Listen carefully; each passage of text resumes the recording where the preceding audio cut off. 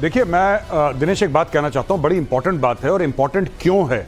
इसलिए कि भारत ने अब एक मन बना लिया है कि जहां ऑपरेशन सिंदूर है, जहां काइनेटिक तरीके से ठोका जा रहा है पाकिस्तान को, यहां डिप्लोमेटिक तरीके से लगातार दर लगातार पाकिस्तान के ऊपर प्रेशर है। कोई ऐसा दिन न जाए जब पाकिस्तान के ऊपर या तो काइनेटिक प्रेशर ना हो, यानी कि तोप गोला बारूद का प्रेशर ना हो, या पाकिस्तान के ऊपर पानी का प्रेशर ना हो, या फिर पाकिस्तान के ऊपर डिप्लोमेटिक प्रेशर ना हो, स्पोर्ट्स का प्रेशर ना हो। पूरा का पूरा एक इकोसिस्टम भारत ने बना दिया और रोज पाकिस्तान, दिन के हर पहर पाकिस्तान ये प्रेशर फील करेगा। ये जो कहने वाली बात है ना कि आप हाफिज सईद को सौंपिए, सीधी बात है, आपने रख रखा है यूनाइटेड नेशन डेजिग्नेटेड टेररिस्ट है हाफिज सईद। वो क्या कर रहा है पाकिस्तान के अंदर? क्यों उसको वीआईपी प्रोटोकॉल मिल रहा है? क्यों उसको आप अपने बाबा कौम मोहम्मद अली जिन्ना वाली रिस्पेक्ट दे रहे हैं? वहां पे वापस करो भारत को। दाऊद इब्राहिम क्या कर रहा है वहां पे?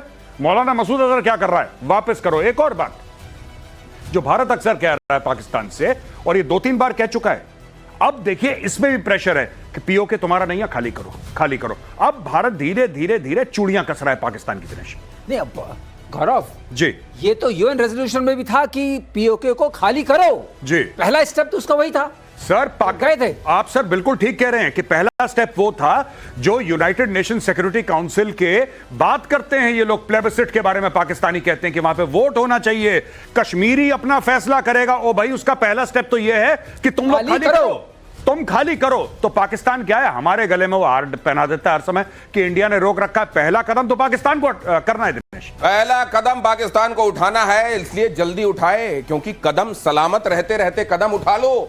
आगे पैर चले ना चले, पीएम मोदी का पाकिस्तान का को लेकर स्पष्ट संदेश है। अब बात सिर्फ पीओके तक नहीं रहने वाली। पीएम मोदी ने कह दिया है पाकिस्तान के साथ न ट्रेड होगा न ही टॉक्स होंगे। पाकिस्तान के साथ न ट्रेड होगा न टॉक। अगर बात होगी तो सिर्फ पाकिस्तान के कब्जे वाले कश्मीर की, पीओके की। और अगर पाकिस्तान ने आतंकियों को एक्सपोर्ट करना जारी रखा तो उसको पाई पाई के लिए मोहताज होना होगा। और दुनिया बहुत अच्छे से जानती है, पाकिस्तान तो खैर अच्छे से जानता ही है कि प्रधानमंत्री नरेंद्र मोदी जो कहते हैं वो करते हैं, और जो नहीं कहते वो तो जरूर करते हैं। और अभी बहुत कुछ ऐसा है जो वो नहीं कह रहे हैं। पाई पाई के लिए मोहताज तो खैर करा देंगे, लेकिन यहाँ पीओके को लेकर ये असर्शन सर जी, ये एमईए की तरफ से लगातार ये हफ्ते डेढ़ हफ्ते के अंदर कहा जाना, प्रधानमंत्री का इस बड़ी रैली में कहना, गृह मंत्री पहले ही कह चुके हैं संसद में इसके लिए जान दे देंगे। क्या is there anything very big very soon on the wall sir? नहीं, मुझे ऐसा लगता है कि हम ऐसा नहीं कि बिल्कुल इंडियन आर्मी वहां पे पीओके के अंदर घुस रही है और कब्जा, वो नहीं। हम लोग जो देख रहे हैं ये टोटली डिफरेंट कॉन्सेप्ट देख रहे हैं, और ये बड़ा सरप्राइजिंग है कि मोदी सरकार ऐसा कर रही है। सरप्राइजिंग ये है कि चारों तरफ, जैसे अभी मोदी जी को आपने देखा, माननीय प्रधानमंत्री ये कह रहे हैं कि पाई पाई के लिए मोहताज। इसका मतलब क्या है? ये उन्होंने मुहावरतन नहीं कह दिया। बात यह है कि जो आईएमएफ से पैसा लेता है पाकिस्तान, हम उसको ब्लॉक करेंगे। जो वर्ल्ड बैंक से पैसा लेता है हम उसको ब्लॉक करेंगे। जितनी पाकिस्तान की फाइनेंशियल स्कीम्स चलती हैं हम उसको ब्लॉक करेंगे। हम चाइना पर भी प्रेशर डालेंगे कि पाकिस्तान मोहताज हो जाए पाई पाई के लिए। जितने चैनल से अभी तक वहां आतंकवाद के इस पौधे को खाद पानी मिलता रहा है उस सबको ब्लॉक किया जाएगा। ये देखिए, बहुत अच्छा ग्राफिक्स हमारी टीम ने बनाया है। कूटनीति से, अर्थनीति से, मिलिट्री एक्शन तो खैर कही दिया गया है कि बंद नहीं होगा, ये थप्पड़ पड़ते रहेंगे। पीओके में बगावत चल रही है। वहां के लोग जो कह रहे हैं कि हमको तो भारत के साथ भैया मिलना है जल्दी, खैर उनको ये पहले कहा जा रहा है कि यहां से चलो, खाली करो। सर ये वहां को लेकर जो कॉम्प्लेक्सिटीज हैं, बहुत सारी चीजें ऐसी हैं जो कहा जा रहा है कि इसको व्यावहारिक रूप से भी देखना पड़ेगा, इस लिहाज से भी देखना पड़ेगा कि चाइना को वहां इन्वॉल्व करके पाकिस्तान ने अपने लिए शील्ड तैयार करने की कोशिश की है। इसको आप कैसे देखते हैं? दिनेश, पाकिस्तान सोचता है कि वो शील्ड तैयार कर रहा है। अब देखिए, आप एक ही चीज को देख लिए, PL-15 पाकिस्तान को दिया उसने, ये EW वल्नरेबल था जो उसको दिया। बहुत सीधा सवाल पूछता हूं सर, मान लीजिए पीओके को लेकर भारत ने कोई एक्शन किया, क्या चाइना का कहीं रोल देखते हैं? वो चुपचाप रहेगा, पीछे रहेगा, बैकफुट पर रहेगा? आप देखिए, हमें एक्शन करने की जरूरत नहीं पड़ेगी क्योंकि लीगली पीओके को पाकिस्तान को खाली करना है। ये तो यूएन की बात हो रही है ना, तो अर्थनीति भी है, हाँ। लेकिन ये जो आप जिसको न्याय नीति बोलते हैं, हाँ। अगर न्याय संहिता के हिसाब से भी देखिए तो पहली जिम्मेदारी है पाकिस्तान की पीओके को खाली करना। तो हम तो वही चीज मांग रहे हैं जो लिखी हुई है। मेजर गौरव आर्या कुछ जोड़ना चाह रहे हैं बहुत जल्दी से सर। जी, मैं ये कहना चाह रहा हूं कि जो असदुद्दीन ओवैसी साहब ने बोला था ना कि अंदर घुस के बैठ जाओ, बिल्कुल ठीक वाली बात, जो बिल्कुल ठीक थी ओवैसी की।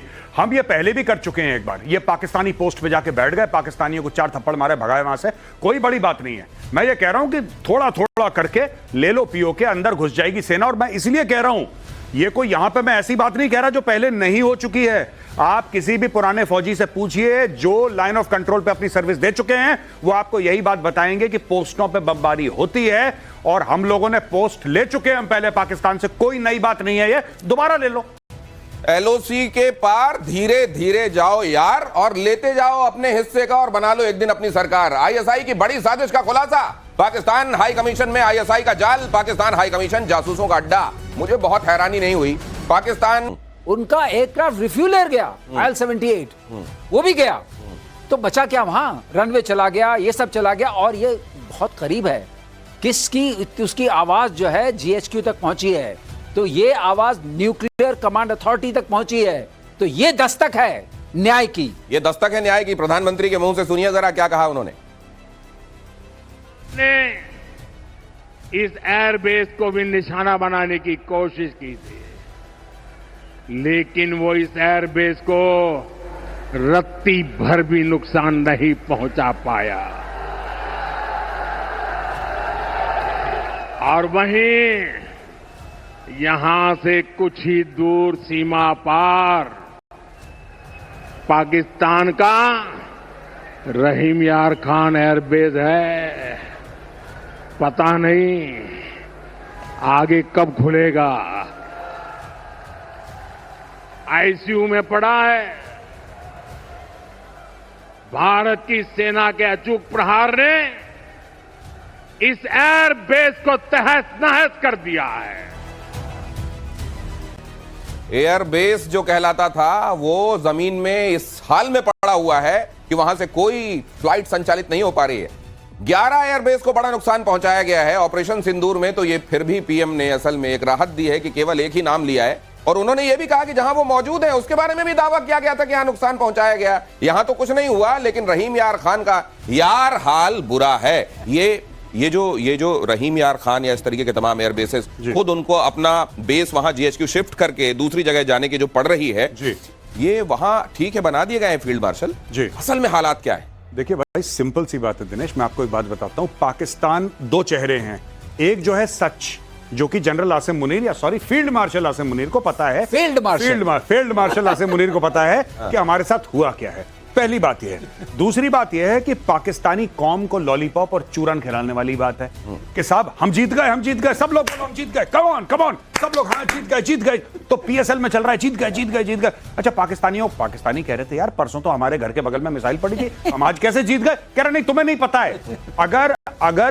अगर आसिम मुनीर को फील्ड मार्शल बनाया है तो इसका कुछ ना कुछ कारण होगा, कुछ वजह होगी। यही तो वजह है। क्या वजह है? हम जीत गए, ये चल रहा है वहां पे। हम जीत गए। अब इनको खुद नहीं पता कि क्या हुआ, कैसे हुआ, लेकिन अब पाकिस्तान से आवाजें आ रही हैं धीरे धीरे कि यार भारत जब अपनी ब्रीफिंग देता है तो वो सैटेलाइट इमेजेस दिखाता है, वो प्रूफ दिखाता है। तुम्हारा प्रूफ कहां है? तो दूसरा कहता है तुम गद्दार हो, तुम सबूत मांग रहे हो अपनी फौज से, तुम गद्दार हो।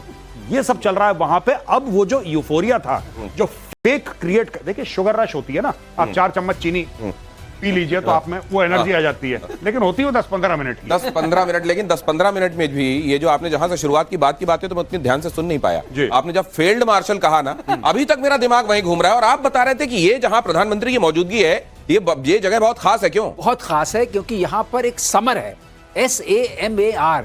समर का नाम सुन के ही आपको समझ में आएगा, surface to air missile assured retaliation, विश्वसनीय प्रतिशोध। विश्वसनीय प्रतिशोध। ये प्रतिशोध की यहां भी खासियत है, जो देखते हैं आप उसकी क्रेडिबिलिटी अनमैच्ड है। खैर, ये जो है समर, ये किसका काम क्या है? ये समर ये है कि हमने खुद बनाई है, बल्कि इसको भारतीय वायुसेना ने बनाया है अपने ही सिस्टम से, इंजीनियरिंग सिस्टम से।